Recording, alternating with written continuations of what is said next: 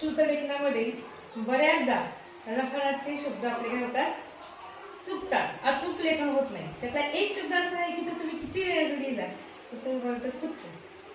मी तो एक शब्द तुम्हाला सांगते, तुम्ही बघूयात कसे लिहितात ते. तेव्हा मी शब्द सांगते तुम्हाला आशीर्वाद. बघूया आता किती जणांचा बरोबर येते.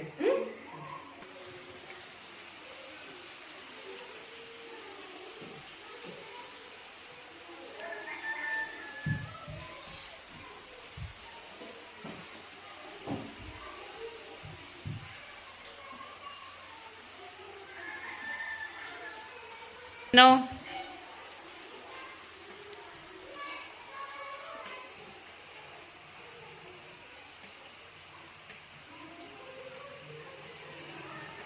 प्रणवनी लिहिले. आता त्याच्या बाजूला चला चला बघूयात कशी लिहिती. आता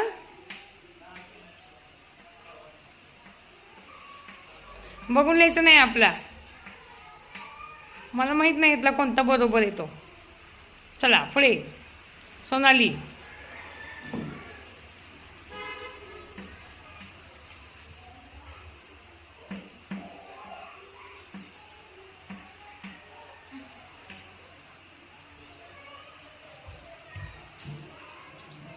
श्रुतिका.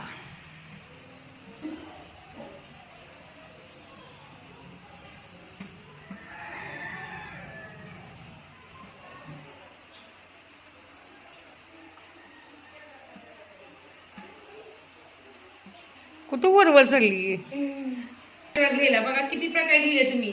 आशीर्वाद शब्द किती प्रकार लिहिलेला आहे.